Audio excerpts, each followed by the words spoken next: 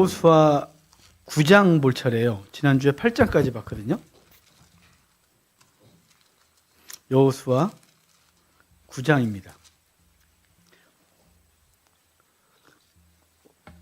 여호수아 다시 한번 전체를 이렇게 정리하고 또 오늘 본문으로 갈게요. 여호수아는 24장 되어 있다 그랬죠? 24장에서 이사 가는 장이다 이렇게 기억하자 그랬어요. 광야에서 가나안 땅으로 이사 들어간다고요. 그래서 24장이에요. 근데 이제 반씩 나눈다 그랬죠? 12장 12장. 그래서 집을 살려면 부동산도 가보고 막 그래서 알아보고 그 12장. 그리고 정복한 이후에 이제 내 거 삼은 다음에 청소하고 방 배치하고 짐 배치하는 거 12장. 그래서 그런 식으로 기억하자 그랬어요. 그래서 12장은 정복, 12장은 분배. 그리고 12장은 또 10장 2장, 10장 2장 이렇게 또 나눠져요. 그래서 앞에 1장부터 10장까지는 정복, 11장, 12장은 정복 전쟁 요약, 정리해 주는 얘기예요. 13장부터 22장까지가 10장은 분배예요. 땅 분배. 그래서 지파별로 땅 분배하고 레위인들 땅 분배하고 이런 것 분배하는 얘기, 그 얘기가 10장이고, 그리고 뒤에 23장, 24장 2장은 여호수아가 유언하고 죽어요. 그래서 여호수아의 당부, 죽음, 2장이죠. 10장, 2장, 10장, 2장 이렇게 또 구조가 되는데 앞에 10장은 또 5장, 5장 나눈다 그랬죠. 앞에 1장부터 5장까지가 정복. 그래서 수탐, 도비, 할. 그랬어요. 여호수아에게 경영하고 탐, 정탐꾼 보내고 도, 요단강 도하하고 비석 세우고 할례 행하고. 그래서 수탐, 도비, 할 5장이 있고 6장부터 정복 전쟁 얘기죠. 그래서 여간, 아기, 태 그렇게 기억하자 그랬어요. 여간에서 아기가 태어나기 힘들다. 여간 이런 거 할 때마다 민망해요 좀. 제가 머리가 나쁘니까 이미지로 기억을 하라고 해서 우리 애들한테 애들 공부할 때 야 내가 이미지로 이런 거 알려줄게 했더니 애들이 정신이 없대요. 차라리 하지 말아요. 더 정신이 없다고. 그래서 이건 아무한테나 어울리는 게 아닌 거구나. 저같이 머리가 나쁜 사람들은 이미지로 기억하려니까. 그러니까 5자 수탐 도비알 여간 아기테 이렇게 기억하자 그랬어요. 여리고 성전 함락 여간 아간의 도둑질했죠. 여간 아죠. 아이성 함락. 지난주까지 했던 게 아이성 함락까지 했어요. 그 다음에 기태죠. 기브온 사람들과 언약 태양아 멈춰라. 그리고 이제 정리 요약하는 게 뒷부분에 있어요. 그러니까 오늘 9장은 기브온 사람들과 언약하는 장면, 그리고 그 사건 때문에 벌어진 전쟁, 그리고 유대 남부의 전쟁에서 태양과 달이 멈춘 장면, 그게 10장. 그리고 뒷부분이 11장 초반은 갈릴리 북쪽 전투, 그래서 메론 물가 전투, 그래서 북쪽을 점령하는 이야기, 함락하는 얘기를 짧게 얘기를 하고 11장 중반부터가 이제 요단 동편 정복, 요단 서편 정복을 정리한 얘기가 11장 중반부터 12장까지 있었던 정복 전쟁 요약이에요. 자, 구조 이해하셨죠? 구조 이해했어요. 자, 지금 그 여호수아서에서 정복 전쟁이 많겠죠. 왜냐하면 그 땅이 뭐 한두 군데도 아니고 유대 남부 전투가 오늘 할 거거든요. 기브온 사람 때문에 유대 남부 전투가 벌어져요. 그 이후에 갈릴리 북쪽에 메론 물가 전투 있고 중앙의 전투가 없어요, 기록이. 그런데 나중에 이제 그들은 큰 덩어리를 점령하고 나서 12지파가 모여서 제비 뽑은 다음에 각자 이제 맡은 영역을 정복하는 이야기가 있는 거죠. 그게 사사시 된 거예요. 근데 냅두고 있다가 고통당하고 이런 얘기가 쭉 연결되는 거죠.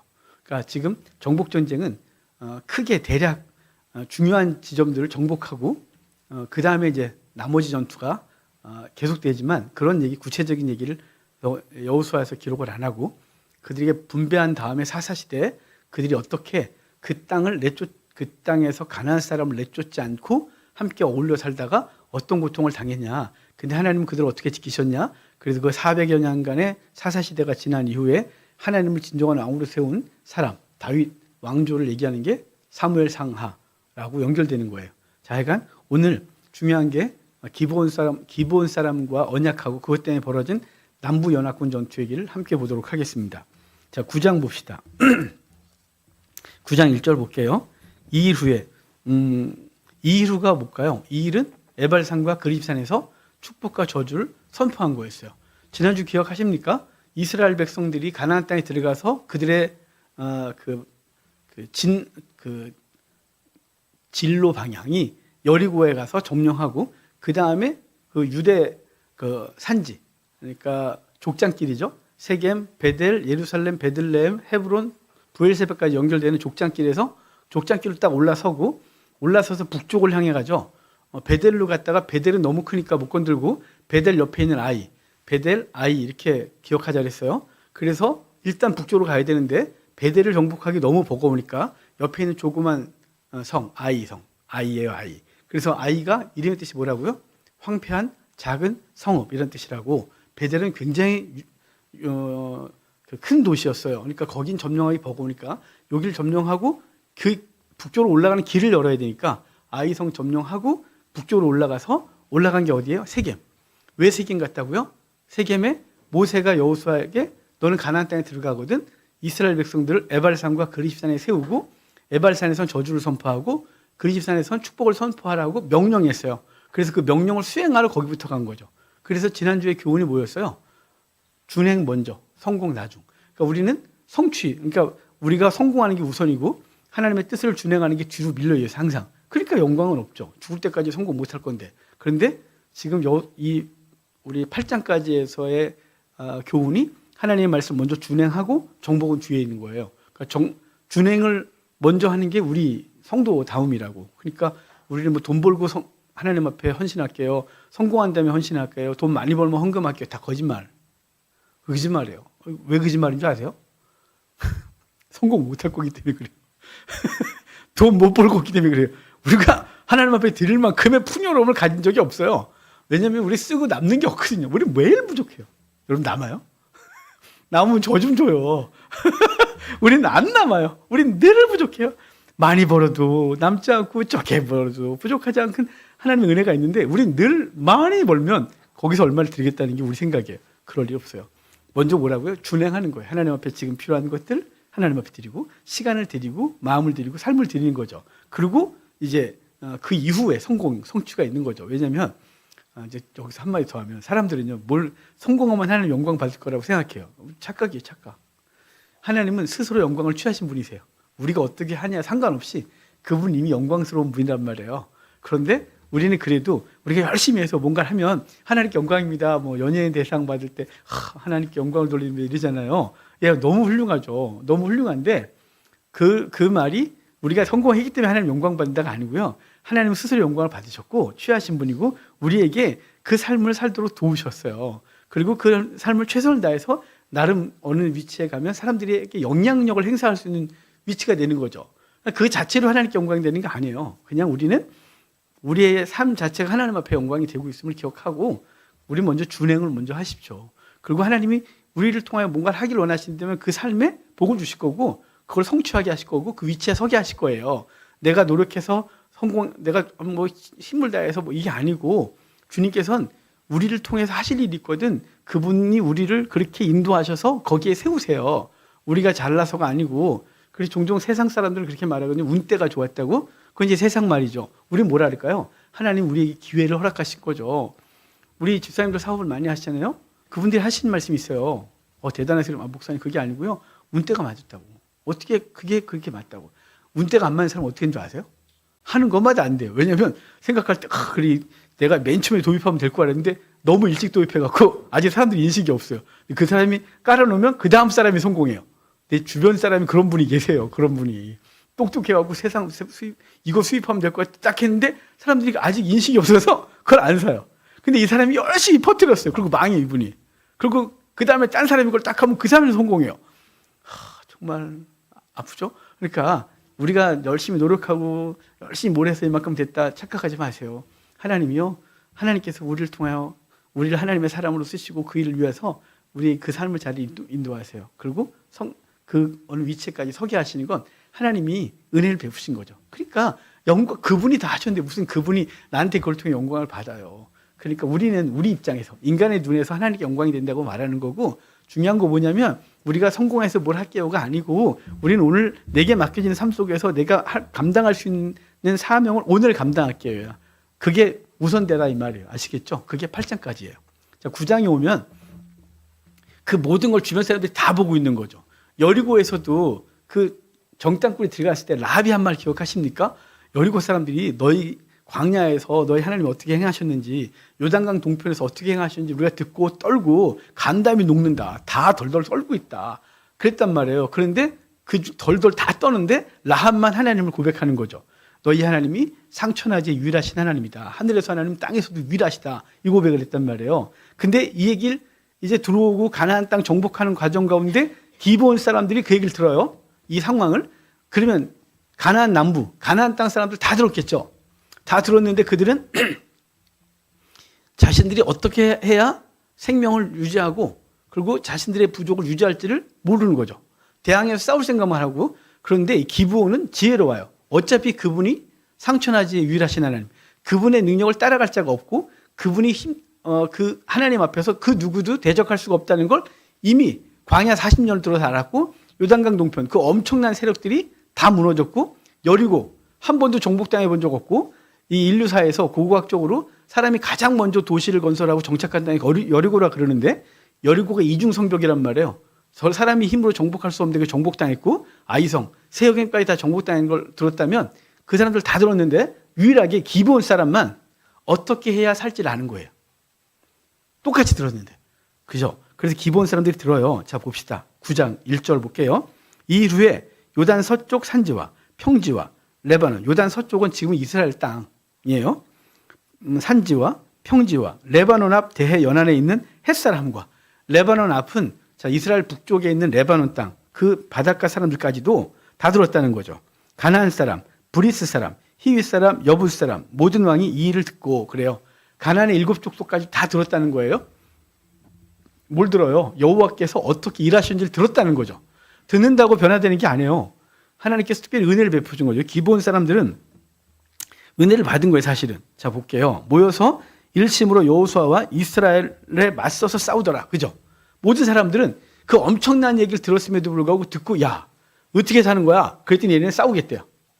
그런데 딱 한 동네, 그 동네가 기브온이죠. 3절에 기브온 주민들이 여호수아와 여리고와 아이에 행한 일을 듣고, 자, 똑같이 들었어요. 가나안 사람들도 다 들었어요.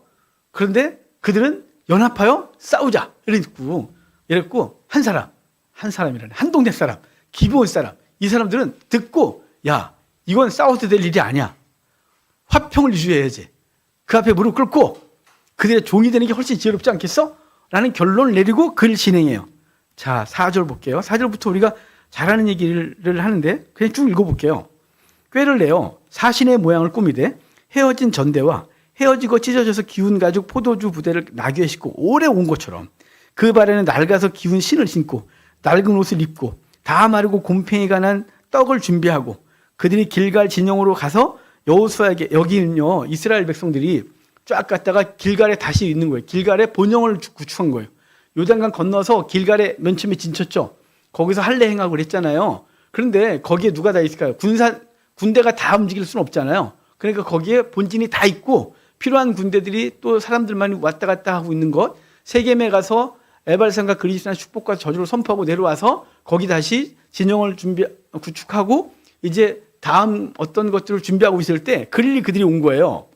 그래서 그와 이스라엘 사람들이 이르되 우리는 먼 나라에서 왔나이다. 이제 우리와 조약을 맺읍시다. 왜 먼 나라에서 왔다 그럴까요? 이미 알고 있는 거죠. 가나안 사람들을 다 죽여라. 이유 불문. 어른, 남녀, 아이, 노인, 그 다음에 생명 있는 모든 짐승까지 싹 죽여라 했단 말이에요. 그러니까 그 땅에 살고 있다고 하면 이유 불문 죽어야 되는 거예요. 아무리 화평을 외치고 잘할게요, 우리 노예 될게요, 나무하고 물 기를게요, 대꾸든 죽어. 그래 죽는 거예요. 그러니까 이들이 한 건 먼 나라에서 왔습니다. 먼 곳에서 듣고 왔습니다라고 꾸민 거죠. 7절 이스라엘 사람들이 히윗 사람에게 이르되 너희가 우리 가운데 거주하는 듯하니 우리가 어떻게 너희와 조약을 맺을 수 있느냐. 바보는 아닌 거죠. 아닌데 느낌이 너네 여기가 이 동네 어디 살고 있잖아 라고 했더니 그들이 여호수아에게 이르되 우리는 당신의 종들입니다 하며 여호수아가 그들에게 묻되 너희는 누구며 어디서 왔느냐.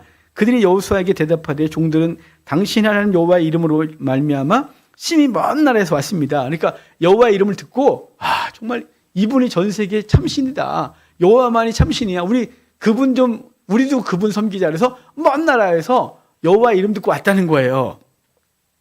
이는 우리가 그의 소문과 그가 애굽에서 행하신 모든 일을 들었어요. 또 그가 요단 동쪽에 있는 아모리 사람의 두 왕들 곧 헤스본 왕과 시온과 아스다롯에 있는 바산 왕 옥에게 행하신 모든 일을 들었습니다. 자, 계속 들었다 그러죠. 사람들이 다 똑같이 하나님 말씀 들어요. 근데 그 말씀을 듣고 말씀 앞에 서느냐, 아니면 말씀만 듣고 아무것도 안 하느냐, 이거 엄청나게 차이가 있죠. 여러분, 그래서 똑같은 말씀을 들었는데 그 말씀대로 움직이는 사람이 있고 그렇지 않은 사람이 있어요. 그러니까 우리가 이제 이 목사들 중심의 얘기, 목사들이 답답한 게 뭐냐면요, 어떻게 그렇게 말해도 안 들어먹지? 그래요. 그럼 이제 제가 그런 얘기를 하는 건 친한 목사들끼리잖아요. 이제 막 그러다 그러죠. 제가 그래요. 제가 항상 제가 지혜롭거든요. 제가 그래요. 우리도 안 바뀌어. 우리도 안 바뀌었어. 봐봐, 우리 바뀌었냐? 그럼 또 다 동의. 그래, 맞아. 그래서 왜냐면 우리가 하나님 말씀 듣는다고 해서 그 말씀대로 바뀌었으면 이 정도였겠어. 우리가 얼마나 많이 들었는데? 그럼 성경 읽는 만큼 변화됐으면 제가 요만큼밖에 안 됐겠어요? 제가 몇 도그랬는지 모르겠네. 몇 도그랬는지 몰라요. 얼마나 많이 읽었는지 몰라요. 그런데 읽은 만큼 변화됐으면 요만큼 되겠어요? 세계를 뒤집어 엎어야지? 안 바뀌어요. 그런데 그래서 듣는 길을 달라고 기도하는 거예요. 여러분, 아침에 우리 성경 읽을 때 제가 똑같이 기도하는 게 있어요. 기도를 유창하게 할 게 뭐 있겠어요? 읽기 바빠 죽겠는데. 그래서 하나님, 오늘도 우리에게 가르쳐 주십시오. 깨닫게 해 주십시오. 우리의 심령에 새겨주셔서 잊지 않도록 하옵소서. 이 세 개 기도가 어떤 날은 2개만 하고 어떤 때는 하나만 하고 이 세 개의 기도를 왔다 갔다 하거든요. 근데 중요한 거 뭐냐면 깨닫게 해 주십시오. 성경의 저자가 성령이고 그 성령께서 이 말씀을 깨닫게 해 주십시오는 거죠. 그러니까 이 말 듣는다고 해서 변화된 게 아니라 그분이 우리의 심령에 감동을 주시고 그 말씀이 삶까지 움직이게 하는 것, 그게 이제 듣는 거죠. 샤마. 그래서 듣고 행동까지 있는 것. 근데 이들이 다 들었어요. 가나안 사람이 다 들었단 말이에요. 근데 여리고에서 라합만 하나님을 고백하고, 여기선 그 많은 부족들 중에서 기브온 사람만 여호와의 말씀을 듣고 여호와께 와서 어찌 됐거나 살아야 되니까 먼 땅에서 왔나이다. 너네 이 동네인데 아니에요. 우리 먼 나라에서 왔습니다. 여호와의 말씀을 들었고 그래서 우리도 여호와를 섬기고자 합니다. 이런 식의 이야기를 했단 말이죠. 그러니까 여러분, 우리가 성경을 여기로 듣고 하나님의 말씀을 여기로 듣고 끝나면 안 된단 말이에요. 그 사람이 여기까지 오도록 그 말씀을 진중하게 들어야 돼요. 어떤가? 여러분, 그렇게 말씀을 듣는 사람의 표정이 다른 거 아십니까? 우리 이제 여러분들은 다 같이 절 보시니까 모르지만 강대상에서는요, 설교할 때 사람들 표정이 다 보입니다. 성도가 많지 않으니까 다 보이는 거죠. 보이는데요, 그 말씀이 지금 저 사람의 뇌만 움직이는지 아니면 저 사람이 여기까지 갔는지 이 말씀이 이거 다 느낌이 와요. 여기까지 오면요, 표정이 달라져요. 이제 저는 그러면 그 사람만 보고 설교하죠. 왜냐하면 튕겨 나오는 사람한테 설교하면요, 이게 진짜 목사가 죽을 것 같아요. 말을 잘합니까? 스피치기가 좋습니까? 탁월한 해석을 합니까? 그런데 은혜 받는 사람의 표정을 보면 여기서 막 올라와요. 그냥 힘도 나고. 근데 이제 다 이렇게 마음을 이렇게 이런 식으로 앉아갖고 저를 쳐다보고 있다. 해봐라, 뭔 소리 나라. 그럼 제가 못해요. 다 모든 설교가 똑같거든요. 그러니까 듣는데 어디까지 가냐? 여기까지요. 누가? 기브온 사람들이요. 자, 볼게요. 그래서 그들이 들었대요. 그러면서 11절에 보면 조약을 맺자 그러거든요. 그래서 조약을 맺죠. 자, 14절 봐요. 조약을 맺는데요, 우리가 그들의 양식을 취하고는 어떻게 할지를 여호와께 묻지 않았다 그래요. 묻지 않은 것, 여러분, 이거요, 지금 당장은 어리석죠. 여호수아와 그 백성들이 이것에 대해서 이들과 조약을 맺는 게 옳습니까? 라는 걸 묻지 않아요. 자, 또 볼게요. 여호수아가 곧 그들과 화친하여 그들을 살리리라는 조약을 맺고 회중 족장들이 그들에게 맹세했어요. 여호수아도 안 물었고 족장들도 안 물었고 그냥 도장 빵 찍은 거죠. 야, 이렇게 해도 이기는 거야 우리가? 이런 거 있잖아요. 야, 이렇게 무섭지 않? 야, 이제 벌벌 떠는구만. 와갖고 그냥 이제 화친하자 그러는구만. 좋아. 도장 빡 찍었어요. 도장 딱 찍고 났는데 16절을 보면 사흘이 지나서야 얘네가 옆 동네인 걸 아는 거죠. 바로 옆 동네. 여러분, 이 사흘이 지나서 알았다. 이 사흘이 갖고 있는 상징성이 똑같다 그랬죠. 성경에서 사흘이 무지하게 많이 나온다고. 사흘은 사망이에요. 그리고 회복이고. 자, 기본 사람들 상태에서는 어떨까요? 그런 사흘은 조약을 맺었지만 언제 저것들이 누굴 죽일지 모른다. 얼마나 불안하겠어요. 밝혀질까 봐. 그리고 여호수아와 그 백성들 사이에선 정말 무식의 은혜지만 그냥 모르고 있었어요. 그랬다가 깨달아진 거죠. 그래서 어떻게 되냐? 사흘이 지나서 18절 봐요. 그러나 회중 족장들이 이스라엘의 하나님 여호와로 그들에게 맹세했기 때문에 이스라엘 자손이 그들을 치지 못한지라 이러므로 회중이 다 족장들을 원망했다. 중요한 건 뭐냐면 사흘이 지나서 깨달아졌지만 죽일 수 없었다. 그들이 살아났다는 거예요. 그 전과 3일 동안은 기본성 사람들이 어떻게 될지 몰라갖고 벌벌벌 떨고 있었는데 사흘이 지나고 나서 알게 됐고 그 알게 된 조약을 맺은 것, 도장 찍은 것 취소할 수 없기 때문에 주의 이름으로 해서 그들이 살았다. 이렇게 표현하죠. 여러분, 여기서 놀라운 일이 있어요. 기본성 사람들이 맨 처음에 이스라엘과 조약할 때는 거짓으로 했어요. 거짓이요. 그런데 그 거짓 맹세라도 누구의 이름으로 했어요? 여호와의 이름으로 도장을 찍었어요. 여호와의 이름으로 도장을 찍었기 때문에 그들이 그 안에서 영원히 살거든요. 비록 사울이 인정 청소하겠다고 쓸데없는 짓을 하는 바람에 그들이 잠시 슬퍼했지만 여러분, 이 속에서 누가 등장하냐면 다윗 시대에 나단 선지자가 등장하는 거예요. 이들은 물깃고 나무아진 사람이었어요. 성전에서 성전 노예였단 말이죠. 성전 노예. 그들이 일반 가정집 노예가 아니에요. 기본성 사람들은 가정집 노예가 된 게 아니라 성전 노예로서 그들의 삶을 살아요. 성전에서 나무하고 물깃는 존재. 이게 여러분 슬프고 노예란 말 자체는 슬프지만 그들이 지금 어디에 제일 가까이 있냐면 성전에서 제일 가까운 사람이 되는 거예요. 이스라엘 12지파 레위인을 빼고 나머지 12지파는 가까이 있지 않아요. 가까이 있지 않고 뭐 했냐? 각자 동네에서 살아가고 있는 거예요. 그래서 절기 때 가끔 오고 그리고 동네에 사는 레위인과 제사장들이 그 지역마다 살고 있던 레위인들이 그들에게 하나님의 말씀을 가르치지만 우리가 잘 아는 사사시대 내내 그들은 여호와의 말씀을 제대로 안 가르쳤어요. 그래서 사사기가 도래한 거잖아요. 하나님의 말씀을 가르치지 않아서 레위인은 그 가르치지 않은 것 때문에 시간이 지나서 1세대가 죽고 나니까 사람들이 11조도 안 해, 아무것도 안 해. 그리고 거지가 돼서 전 세계를 전국을 떠돌면서 거지 짓을 해요. 레위인들이. 그런데 이방인이었던 기본 사람들은 이 계약 때문에 강제적으로 어디 있냐? 강제적으로 성전에 붙어 있는 거예요. 성전에 붙어 있었기 때문에 성전에서 제사제도에서 나무하고 물깃는 삶을 사는 거죠.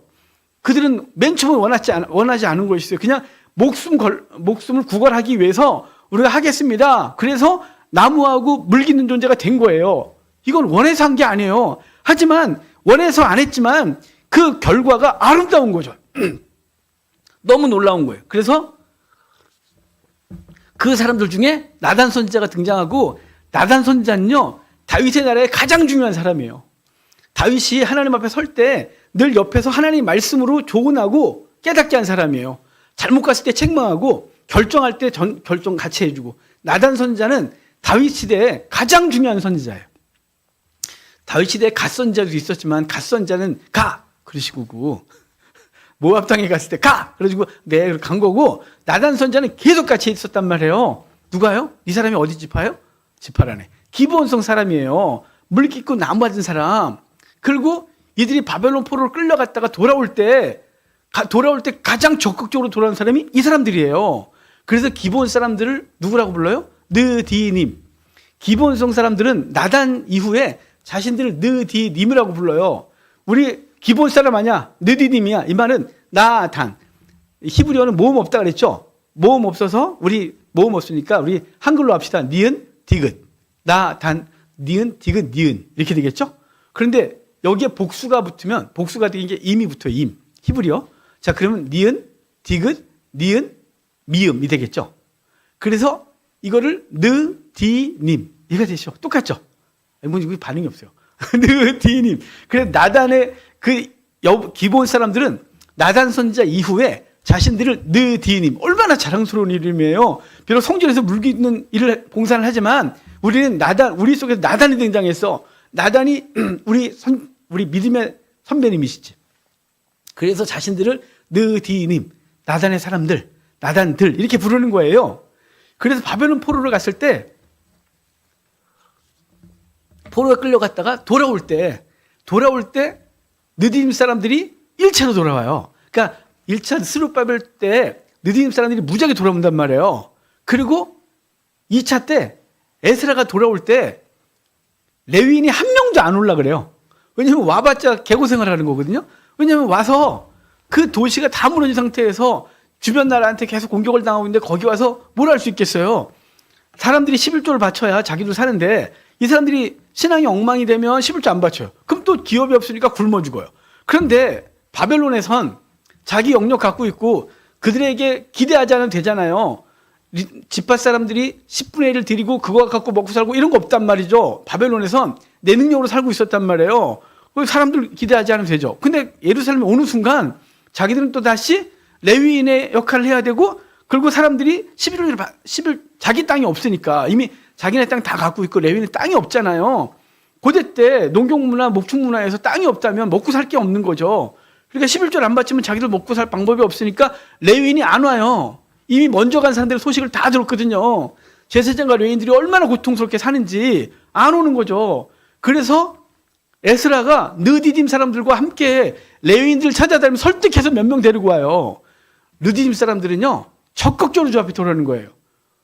계약은 처음에 할 땐 뭐 그냥 죽을 수는 없으니까 거짓으로 계약을 했어요. 하지만 이들은 원튼 원치 않든 성전에 붙어서 살아가는 사람이에요. 제단 옆에서 나무하고 물 깃고 그럼 자연스럽게 뭐에 깊이 들어갈까요? 여호와 하나님에 대한 깊은 지식과 그 다음에 감동과 경험이 있겠죠. 그래서 그들의 삶이 후대까지 복으로 이어지는 거예요. 자, 이 얘기에서 우리가 뭘 해야 되냐면요. 우리가 하나님의 백성으로 살아가는 거예요. 우리 목회자 자녀들은요. 저는 아니고 우리 애들. 목회자 자녀들은 원튼 원치 않든 그냥 교회에 있어야 돼요. 얘네들이 교회 오고 싶어서 왔겠어요. 어릴 때? 우리 애들은 안 오면 맞았어요. 그 아파도 교회 가서 죽어. 그래갖고 열이 펄펄 40도까지 오르는데 우리 예림이가 가끔 하는 얘기가 있어. 우리 황전사가. 아빠 되게 잔인했다고. 아빠 죽겠다는데 와서 죽어. 그리고 예배당에 와서 뒤에서 열이 펄펄 나는데 엄마 옆에서 누워갖고 했던 그게 되게 마음이 아팠나 봐요. 아빠 너무 잔인하다. 근데 저는 예배는 빠지면 안 돼. 이게 어릴 때 철없을 때부터 몸에 배워야 된다고 생각하거든요. 우리 아들은요. 학원 갔다 슬랩 빠지고 무지하게 혼났어요. 금요일 날 이럴 때. 그럼 무지하게 혼났죠. 자기 이유를 대요. 아빠는 교회 곧바로 올 줄 모르고 슬랩 빠지고 하고 갔다가 그냥 시간이 돼서 왔는데 아빠가 무시새끼 예배 때 슬랩발 신고 이게? 그래갖고 어디 하나님 예배하는데 그 자기는 억울한 거예요. 자기 늦지 않으려고 왔는데 혼나는 거죠. 여러분 그렇게 배웠어요. 그러니까 하나님을 떠나요? 못 떠나죠. 그러니까 사역자가 되고 둘째는 사모가 되고 막내는 교회에서 그 군대 교회에서 열심히 섬겨요. 여러분 얼떨결에 우리 아이들은 원튼 원치 않든 철치에 예배당에 항상 붙어 있었어요. 성경 공부하면 주일 오후 이 시간에 우리 애들은 집에 가고 싶은데 안 줘. 그래갖고 시험 때도 집에 못 갔어요. 기말고사인데 내일부터 시험인데 공부 못 해도 돼. 앉아 있어. 그리고 거기 앉아갖고 몰래 보고 이렇게 답답하니까 무조건 앉아 있었어요. 그러면 이렇게 얼떨결에 앉아 있었어요. 그러니까 뭐에 붙어 있었던 거예요? 말씀에, 은혜에, 예배에 붙어 있었어요. 그러니까 그것이 자기들의 삶을 결정한 거죠. 그렇게 은혜 가운데 있는 거예요. 그러니까 여러분, 우리가 내가 원튼 원치 않든 은혜 가운데 이렇게 있다. 복인 거죠. 오늘 우리 오전에 내가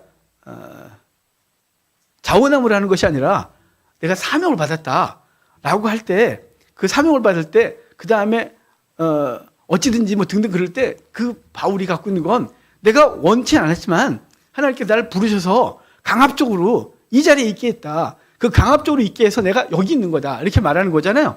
그러니까 여러분 이 기브온 사람들은 자신들이 성전에서 물 깃고 나무하겠다는 게 살려고 한 거지 그게 좋아서 한 게 아니었단 말이에요.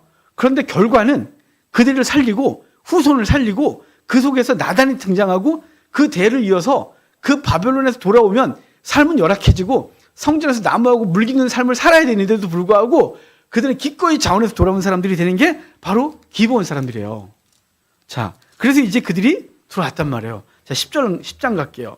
이 기브온 사람들이 여호수아와 계약한 것 때문에 남부 연합군들이 난리가 났어요. 남부 연합 체계 좀 볼까요? 10장 1절부터 볼게요.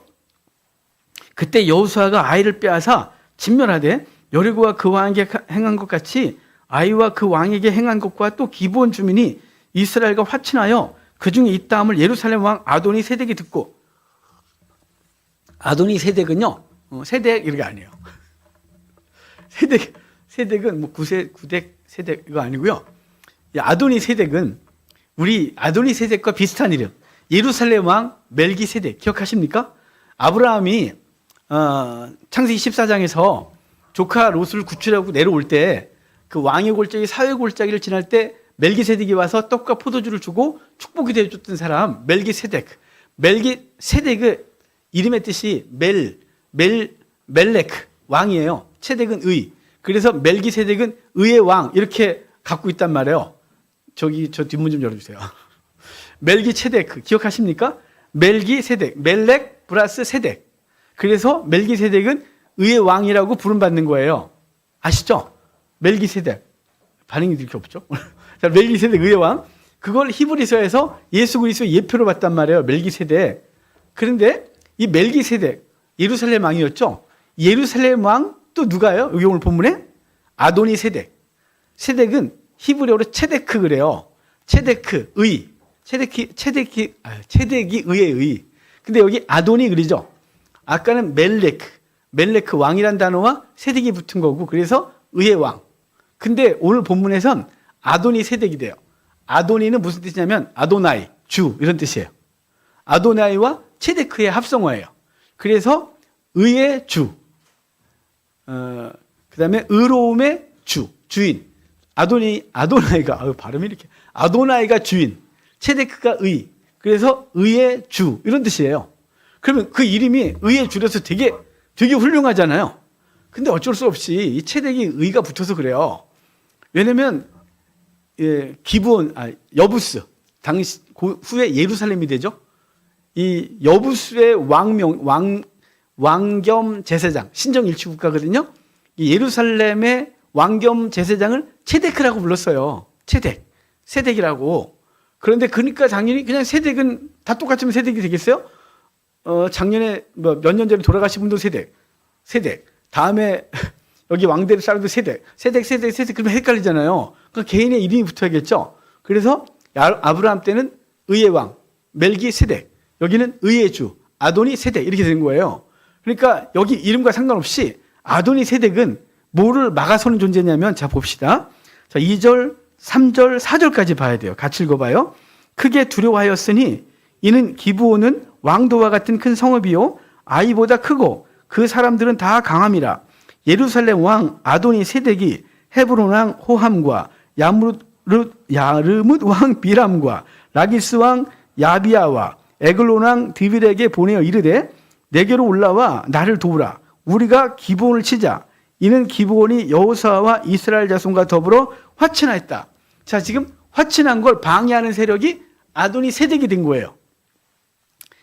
그러니까 여호수아와 기브온의 화친. 이건 어울릴 수 없는 거죠. 그런데 이 얘기를 듣고 기분 나쁜 게 누구냐면 아도니 세덱이에요. 그래서 아도니 세덱이 야 이거 얘네가 화친했어. 이거 가만 놔두면 안 되지. 이거 어떻게 해야 되는 거 아냐? 라고 했단 말이에요. 자, 이건요. 이제 아도니 그러니까 멜기세덱이 어떻게 연결됐냐면 아브라함 때 그 기브온 여부스 예루살렘 그 왕이 멜기세덱이었어요. 의의 왕. 그는 아브라함에게 떡과 포도주를 주고 그에게 축복기도 함으로 하나님 예수 그리스도의 예표적 존재가 되는 거예요. 멜기세덱은. 자, 근데 아도니 세덱은 이름이 비슷하지만 얘는 그 화평을 저해하는 존재로 드러나는 거예요. 화평을 막아서는 존재. 그래서 여호수아가 상징하는 바가 예수아죠. 예수님과 기브온 이방 땅 사람들 그들이 돌아와서 주께 화친하려고 할 때 화친을 방해하는 세력이 아도니 세덱 되는 거예요. 그리고 후에 아도니 세덱이 다스리던 예루살렘은 다윗에게 정복을 당하고 시온성 예루살렘 되고 후에 거기서 다윗의 후손 예수 그리스도가 태어나면서 예루살렘의 왕은 예수님이 되는 거예요. 그리스도가. 그러니까 하나님 멜기세덱이 아브라함을 이제 맞이하면서 예수 그리스도가 아브라함과 관계를 맺는 것을 예표하고 있다면 아도니 세덱은 예수님과 이방인 멸족당해야 될 그 가나안 사람의 일부와 관계를 맺죠. 아이고, 이렇게 화평의 관계를 맺는 걸 싫어하는 존재. 바로 우리가 영적으로 하면 사단이겠죠. 사단이 그 화평을 깨려고 하는 그 존재가 아도니세덱. 하지만 그것을 정복한 이가 다윗. 다윗의 후손 예수 그리스도가 그것을 계속 유지하게 하고 우리와 하나님 사이에 화평의 중보자가 되는 놀라운 역사가 이루어지는 게 예루살렘 성에서 등장하는 멜기세덱, 아도니세덱, 다윗, 예수 그리스도로 연결되는 거예요. 이해가 되셨어요? 이런 얘기를 어디서 들어요? 자, 그러니까 이렇게 중요한 얘기예요, 이게. 그래서 여호수아와 기브온이 화평한 걸 듣고 그걸 나가서기 위하여 앞장선 사람이 아도니세덱. 그가 남부 연합군들의 왕들을 다 충동하여 싸움을 일으키죠. 자, 6절 가볼게요. 6절에 기브온 사람들이 길갈 진영에 사람을 보내어 여호수아에게 부탁을 하죠. 전하되 당신의 종들 돕기를 더디게 하지 마시고 속히 우리에게 올라와 우리를 구하소서. 산지에 거주하는 아모리 사람의 왕들이 다 모여 우리를 치나이다. 누구에게 부탁한 거예요? 여호수아에게. 우리를 도우소서. 그럼 여호수아가 도와야 될 의무가 있죠. 의무. 뭘까요? 동맹 맺었잖아요. 언약했잖아요. 내가 너희를 보호하겠다. 너희는 성전에 물 깃고 남는 존재가 된다. 그것 때문에 여호수아는 올라와 그 연합군과 싸워야 되는 상황이 된 거예요. 그러니까 예수 그리스도는 우리를 지키기 위해 기꺼이 그분이 앞서 싸우는 존재가 된 거예요. 왜냐하면 언약했거든요. 예수 그리스도의 보혈로 언약했고 하나님과 우리가 화친했어요. 그래서 하나님의 백성이 됐죠. 그래서 그분은 우리 앞서 싸우시는 존재가 된 거예요. 우리가 원튼 원치 않든 뭐 어찌됐거나 그분은 우리 앞서 싸워요. 그리고 요한계시록에 보면 백마 타고 앞서 가시고 성도들은 그 뒤를 따르면서 싸우는 거죠. 그게 교회고 성도의 삶인 거예요. 그분이 앞서 싸우시는 거예요. 여호수아가 등장하는 거죠. 이유는 딱 하나예요. 이뻐서도 아니고 뭐 우리가 잘나서도 아니고 뭘 해서도 아니에요. 딱 하나. 계약. 언약했기 때문에 그 언약에서 벗어날 수가 없는 그 언약 때문에 기꺼이 그리스도는 우리 앞서 싸우시고 우리를 보호하시고 우리를 대신하여 싸우셔야 되는 존재가 된 것. 그게 오늘 우리에게 말씀해 주는 영적 진리죠. 8절 가볼게요. 그때 여호와께서 여호수아에게 이르시되 그들을 두려워하지 마라. 내가 그들을 내 손에 넘겨주었으니 그들 중에서 한 사람도 너를 당할 자 없으리라. 여호와께서 여호수아에게 말씀하세요. 담대하라. 내가 다 물리치겠다는 거죠. 그리고 11절 어떻게 이기냐. 11절 볼게요. 사실은 남부연합군과의 전투에서 여호수아가 이긴다? 불가능해요. 왜냐하면 여호수아 이스라엘 군대는 싸움을 할 줄 몰라요. 광야에서 그냥 주님만 따라다니면 됐단 말이에요. 여리고성이요? 싸워서 이겼어요 이제? 돌다가 이겼지? 아이성은요? 하나님이 지어주셔서 유인했고 분리로 끝났단 말이에요. 제대로 싸워본 적이 없어요. 그런 사람들이 가나안 연합군과 싸운다? 40년 전에 헤브론에 있는 안악자손 때문에 벌벌 떨고 우린 맷뛰기였습니다 막 이러면서 못 올라갔단 말이에요. 강력한 힘이 있어서 가나안은 굉장히 강력한 성읍이었단 말이에요. 그 도시 하나가.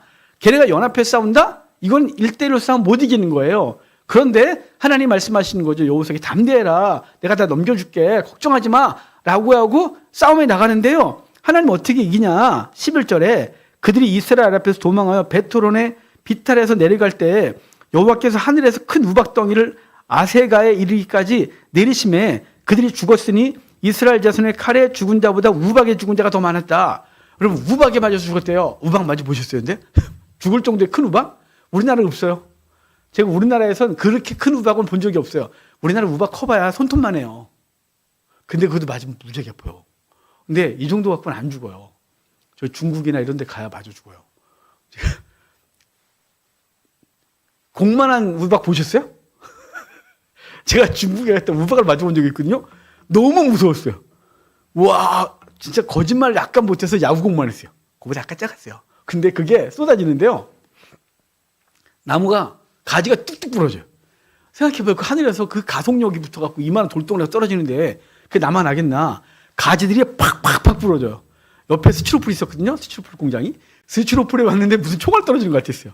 옆에 개천이었었어요. 개천에 여기 떨어지는데 마치 총알을 막 물에 쏟는 것 같았어요.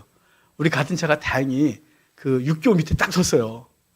그래서 우리 차에는 해가 없었는데 주변 차들 상생해 보셨어요? 유리창 다 깨지는 거? 난리가 났어요.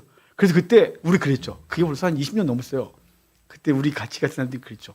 중국은 우박도 크구만. 너무 무서워. 그때 처음 봤어요. 근데 그 이후에 종종 요새도 뉴스에 나와요. 우박 이만한 거 사진에 나오잖아요. 영상에. 여러분 그 우박이 하늘에 쏟아졌다 쳐봐요. 숨을 데가 없는 그 들판에서 돌 맞아 죽는 거예요. 그냥 뇌진탕 맞아 죽는 거예요. 그래서 여기 말하는 게 뭐냐면 우박에 죽은 자가 칼에 죽은 자보다 더 많았다. 그런데 여러분 이 우박에 죽은 사건이 이들은 그러면 얘네만 죽나요? 이스라엘도 맞을 수 있는 거 아니에요? 근데 왜 이들은 이 우박을 이렇게 두려워하고 떠느냐? 고대 때요. 하늘에서 쏟아지는 우박이나 그대 천둥 이런 건 신의 진노를 여겼어요. 근데 이스라엘 백성들은 누가 싸움을 도와요? 여호와께서 도우신다고 생각하고 나가는 거죠. 근데 칼로 싸워선 이길 수 없었지만 하나님 우박을 쏟아 그들을 치시는 거예요. 그들은 왜 도망가냐면 그 상황에서 맞서 싸울 생각을 안 하고 도망가냐면 신의 진노를 보는 거죠. 하나님이 이스라엘과 함께 한다는 걸 너무 잘 알고 있었고 그들과 싸우려고 할 때 그 땅에서 우박이 쏟아짐으로 엄청난 피해를 당해서 그들이 도망가는 거예요. 그런데 이제 이 잔당들이 남아있으면 안 되는 거잖아요. 왜냐면 이들이 갔다가 해가 지거나 이거 끝나면 또 오면 감당이 안 되니까. 그래서 12절 봐요. 여호와께서 아모리 사람을 이스라엘 자손에게 넘겨주시던 날에 여호수아가 여호와께 아뢰어 이스라엘 목전에서 이르되 태양아 너는 기브온 위에 머무르라 달아 너도 아얄론 골짜기에 그리할지어다 그래요. 자 여기 아얄론 골짜기에 나오죠. 여러분 지도 갖고 계세요? 우리 통독원 지도? 우리 통독원 지도 해주세요. 통독원 지도 펴세요. 통독원 지도 보시면 예루살렘으로 여러분 가세요. 예루살렘 핑크빛 도시 예루살렘 핑크빛 도시 찾으셨어요? 거기 없구나 지도가. 갖고 와요 저기 사무실에 많아요. 자 핑크빛 도시 예루살렘 찾으셨어요? 예루살렘에서 지중해 쪽으로 가면 기브온이라고 보여요. 찾으셨습니까? 예루살렘에서 기브온 쪽으로 한 2cm 정도 가면 기브온 찾으셨어요? 못 찾았어요? 다시 볼게요. 예루살렘에서 그럼 도로 따라 합시다. 도로. 바로 위에 기브아. 기브아에서 지중해 쪽으로 쭉 가서 한 2cm 정도 가면 기브온 찾으셨죠? 기브온. 기브온 거기에 남색 선으로 쫙 붙어 있는 도로 그 남색 그림 선이 있는데 거기에 아얄론 골짜기 써 있죠. 찾으셨어요? 왜 이렇게 못 찾지? 아얄론 골짜기. 그 아얄론 골짜기부터 밑으로 남색 선이 5개가 쭉 내려가는데 아소엘구라. 아얄론 골짜기, 엘라 골짜기, 소렉 골짜기, 구브린 골짜기, 라기스 골짜기. 찾으셨습니까? 그걸 쉐펠라라 그래요. 요즘 성경은. 옛날에 골짜기라고 번역했고 현대의 성경은 쉐펠라라고 번역했어요. 그리고 이 쉐펠라가 해발 200에서 600 사이의 구릉이에요. 그리고 600 이상이 유대 산지. 해발 200이 블레셋 땅. 그러니까 해발 200에서 300 정도의 완만한 언덕들. 근데 그 길이 그 골짜기가 다 고대 때부터 산지로 올라오는 길이에요. 그 길 5개가 아소엘구라. 아얄론 골짜기, 소렉 골짜기, 엘라 골짜기, 라기스 골짜기, 구브린 골짜기. 그 골짜기 중에 첫 번째 사건이 아얄론 골짜기예요. 아얄론 골짜기에 어디가 있었어요? 기브온이 있다고. 기브온. 그다음에 아얄론 골짜기에 이렇게 있죠. 하여간 그 골짜기 거기서 벌어진 사건인데 태양아 달아 멈추라 그래요. 그래 그때 여기 성경의 뒤에 그 이전에나 이후에도 사람의 목소리를 듣고 해를 멈춘 적이 없다는 거죠. 근데 한 번 또 나와요 나중에. 히스기야 때 해를 뒤로 물러나게 해달라고 자기 생명 사는 거에 대해서 그때 한번 나오고 왜 이러는데 여러분 그런 얘기 들어보셨죠? 미국 나사에서 딱 조사를 했더니 하루가 비더라. 근데 하루를 어디서 왜 비냐 그랬더니 성경에 그게 있더라. 그리고 여기하고 그다음에 히스기야 때 10도 물러간 거 합치면 하루다 그러는데 나사에서 그거 발표한 적 없대요. 없대요. 우리는 자꾸만 뭔가를 만들어서 막 사람들을 이렇게 하는데 그러면 있는 뜻도 없다 그러나요? 없대요. 제가 알기로는 없다. 없는데 왜 자꾸 그런 걸 만들어낼까요? 복음을 사람들한테 믿게 하고 싶은데 사람들이 하도 안 믿으니까 봐봐 나사에서 발표했어. 그럼 여러분 그런 얘기 할 거 없어요. 아니 그런 거 드리면 믿고 안 드리면 안 믿어요? 믿으면 하나님의 선물이에요. 그러니까 그런 거 증명되지 않은 얘기들을 자꾸 여기저기서 퍼다 나르면 우리 기독교가 싸구리가 되는 거예요. 예수님의 피를 발견했대. 없어요. 언약궤를 발견했대. 없어요. 홍해에서 수레바퀴 발견했대요. 없어요. 다 조작한 거예요. 왜 조작을 하는지 알 수가 없어요. 그분들이. 자기들 명성 높이려고 하겠지만 그것 때문에 기독교는 싸구리가 되고 있는 거예요. 안 보여도 믿는 게 우리예요. 꼭 뭘 봐야 되는 거예요. 그러니까 자꾸만 그러니까 자꾸만 거짓 증거 만들어내고 그랬다고 만들어내고 심지어는요 예수님의 그 발목에 이렇게 십자가에 달리실 때 못 발견했다고 그 다음에 뼈가 있는데 바로 예수님의 뼈라고. 이상하죠? 예수님 부활하셨는데 뼈가 있으면 안 되죠. 발견됐는 어디서 무덤에서 이렇게 쇠꼬치에 박혀 있는 뼈가 하나 발견됐는지 모르겠지만 그거 갖다 사진 보이면서 예수님이 십자가에 달렸을 때 그 못하고 그런 순간 예수님의 부활을 부인하는 건데 왜 저는 알 수가 없어요. 예수님을 덮었던 철이 발견됐다고요? 거짓말. 그런 적 없어요. 누가 조작한 거예요 그거. 그런 거는 여러분 믿지 마요. 그러려니 하세요. 그냥 누가 되게 믿고 싶은가 보다. 이렇게 해야 믿나 보다 하시는 거예요. 그런 거는 필요 없어요. 예수님이 그런 하나님께서 구약의 성막의 모든 기구들 그 복사본도 하나 안 남겨놨어요. 진품 없는 건 당연한 거고 그 이후에 만들 수 있잖아요. 하나도 남겨놓지 않으셨어요. 왜일까요? 성물 숭배할 거거든요. 도마에 손가락 뼈 하나 있다고 인도에서 도마 그 뼈 숭배하고 앉아 있잖아요. 그 도마 뼈인지 아닌지 어떻게 알아 그거를. 인간이 갖고 있는 무지 그런 걸 보여줘야 믿는 이 무지가 이 종교성이 자꾸 사람들을 바보 만드는 거예요. 주님은 남겨놓지 않으셨어요. 왜냐하면 보이는 하나님을 보이게 믿게 하는 것이 아니라 보이지 않는 하나님을 믿으라고 그분을 우리 심령에 새기고 그분과 동행하라고 보이는 거 붙들고 계속 그러지 말라고 우리 성인 숭배, 성상 숭배, 성물 숭배 다 거짓이라고. 근데 왜 자꾸 우리 기독교를 만들어내냐고요. 아니라 그렇게 말해도 그냥 있으면 있구나 하면 되는 거예요. 우리가 성지답세 왜 가냐. 성지순례. 우리 성지순례 기독교 쓰는 거 아니에요? 성지순례를 왜 하냐면요. 이게 카톨릭 용어죠. 그다음에 정교회. 왜 했냐면 성지를 다니면서 공로를 얻는 거예요. 성지순례 목적이. 그 공로. 그 어떤 그런 은혜, 그런 거죠. 그래서 정교회나 카톨릭에선 그 장소에 와서 예배 드려요. 그리고 거기서 뭔가 은혜를 받으려고. 기독교는요. 가서 여기래요. 믿거나 말거나예요. 이리 봐요. 우리 기독교는. 왜 그럴까요? 그래서 성지 답사라 그러잖아요. 그것도 거룩한 땅이 아니고 성경의 땅, 바이블 랜드. 왜냐면 거기 거룩한 땅이 아니에요. 땅이 거룩한 게 어디 있어요. 주님이 계신 곳이 거룩하지.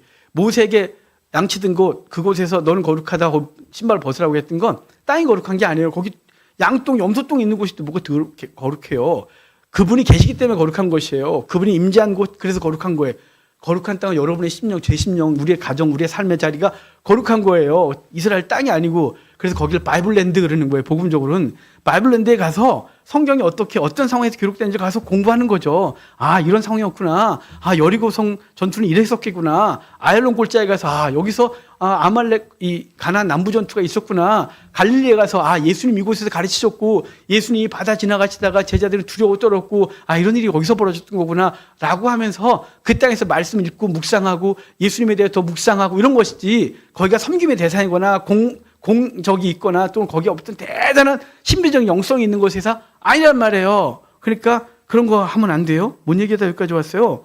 아얄론 골짜기는 거기서 첫 번째 5개의 골짜기에서 첫 번째 하나님의 역사가 벌어진 장소가 아얄론 골짜기예요. 아얄론 골짜기에서 태양과 달을 멈추게 하시는데요. 이걸 지금 또 우리도 멈출 수 있어. 그러지 마요. 못하니까 우리는. 주님께서 특별한 섭리를 가지고 이들에게 하나님의 살아계심을 알리시고 가나안 백성들에게 여호와의 두려우심을 알리기 위하여 이 기적을 행한 거예요. 그리고 이들이 동굴에 숨거나 돌아가면 또 전쟁이 길어지니까 하나님이 그 전쟁을 빨리 결정짓기 위하여 잠시 그 빛을 유지하고 그들을 진멸하게 하는 그 하나님의 특별한 섭리 가운데 벌어진 것이란 말이에요. 자, 그 다음에 이제 이들이 동굴에 들어갔고 그들 동굴을 막아 죽이고요. 그리고 이제 그들의 목을 밟았다 그래요. 자, 25절 가봅시다. 25절. 여호수아가 그들에게 이르되 두려워하지 말며 놀라지 말고 강하고 담대하라. 너희가 맞서서 싸우는 모든 대적에게 여호와께서 다 이와 같이 하시리라. 그 후에 여호수아가 그 왕들을 쳐서 5 나무에 매달고 저녁까지 나무에 달린 채로 있었다. 그래서 그들을 저주하여 나무에 달아. 나무에 달린 자마다 저주를 받은 것이라고 해서 가나안 그 남부 연합군의 5왕을 나무에 달고 끝내버리는 사건이에요. 그리고 이제 뒤에는 남부의 여러 도시들을 어떻게 점령했는지를 쭉 얘기를 하는 얘기가 10장 후반까지고 11장 앞부분만 좀 봅시다. 뒷부분은 정복전쟁 요약이니까 넘어갈 수 있고요. 11장 하솔랑 야빈 그러는데요. 하솔이 어디냐면 우리 여러분 지도 보고 계시죠? 갈릴리 위에 딱 올라가면 메론 물가, 그 위에 올라가면 헬몬산이 있어요. 그죠? 그 메론 물가 근처에 하솔이 있어요. 그 하솔, 그러니까 그 땅을 다스리는 왕이 하솔랑 야빈이에요. 야빈은 그 땅의 왕을 야빈이라 그래요. 후에 나중에 야빈 또 나와요. 야빈은 그러니까 그 지역에 다스리는 사람, 그 지도자를 부르는 고유 명사가 있는 거예요. 그 야빈이에요. 그쪽은 그 야빈이 이스라엘에게 대항해 왔고, 여호수아가 그 5절에 보죠. 그 왕들이 모두 모여 그 지역에 그 하솔랑 야빈이 그 지역에 연합군을 만들고 이스라엘 대항하는데요. 그때 왕들이 모두 모여 나와서 이스라엘과 싸우려고 메론 물가에 함께 진쳤다 그래요. 갈릴리 위에 조그만 호수 있죠. 메론 물가. 그곳에서 싸울 때 하나님이 그들을 이기셨다라고 해요. 그래서 10절에 보면 하솔은 본래 그 모든 나라의 머리였더니 그때 여호수아가 돌아와서 하솔을 취하고 그 왕을 칼날로 쳐 죽이고 그 가운데 모든 사람을 칼날로 쳐서 진멸했다라고 해서 북부 연합군들도 한 번에 진멸된 거예요. 남부 연합군 이기고 북부 연합군 이기고, 그리고 이제 여호수아 전쟁은 멈추게 되죠. 18절 볼까요? 여호수아가 그 모든 왕들과 싸운 지가 오랫동안이라 기브온 주민 히위 족속 외에는, 기브온 주민을 히위 족속으로 따지면 히위 족속인데 그 외에는 이스라엘 자손과 화친한 성읍이 하나도 없고 이스라엘 자손이 싸워서 다 점령하였으니 그들의 마음이 완악하여 이스라엘을 대적하여 싸우러 온 것은 여호와께서 그리하게 하신 것이라. 무슨 얘기일까요? 이거 그들이 싸우러 온 건 하나님의 섭리 가운데 했다는 거예요. 그들이 싸움을 걸지 않았다면 싸우지 않았을 거라는 거죠. 그러면 자연스럽게 뭘 할까요? 인간이 화친하겠죠. 뭘 싸우기 싫은데, 겁먹었었는데 이들도 무서웠겠죠, 싸운다는 게. 하지만 그들이 공격해 왔기 때문에 싸웠고 그 싸움 때문에 그들을 정복할 수 있었던 거예요. 여러분, 우리가 이 땅 살면서 세상이 우리를 공격하지 않으면 우리도 싸울 일이 있겠어요? 세상의 방해, 어려움들은 하나님의 일을 이루기 위한 과정이고 그리고 섭리인 거예요. 그러니까 우리에게 닥친 어려움들이 힘들고 고통스럽고 두렵지만 기꺼이 성도의 싸움을 싸우십시오. 그러면 그것 때문에 승리하게 하시죠. 시간이 지나면 이 과정들이 합력하여 선을 이루셨구나 라는 걸 알게 되는 거예요. 그래서 히위 족속 외에는 그들에게 싸움을 걸어왔고 다 진멸하여 이기게 하셨다. 이게 하나님의 말씀인 거죠. 그러니까 여러분, 우리가 세상 살면서 하나님이 여러분을 이기게 할 거니까 염려하지 마십시오. 세상에 도전이 있으면 그 도전 때문에 두렵지만 그 도전 때문에 우리는 한 단계 빨리 가고 그 강한 풍랑 때문에 방향이 그 배가 더 빨리 가게 되는 놀라운 역사가 있으니까 이번 한 주간도 지금 이 여호수아의 전투를 이제 마무리했거든요. 뒷부분은 정리니까 안 봐도 되고요. 다음 주에 잠깐 볼 수 있으면 보겠습니다. 시간이 많이 가서. 하나님께서 우리 가운데 주시는 이 영적 싸움에 대해서 두려워하지 말고 우리가 맞서 싸워야 될 거 싸우십시오. 주님께서 우리와 함께 하시고 반드시 이기게 하시며 그 어려움의 문제는 하나님을 알게 하고 그들도 하나님을 알고 우리도 하나님을 더 깊이 알고 그래서 더 강력한 하나님의 사람으로 서게 하시는 섭리인 줄 믿고 이번 한 주간도 승리하는 복이 있기를 주의 이름으로 축복합니다. 기도하겠습니다.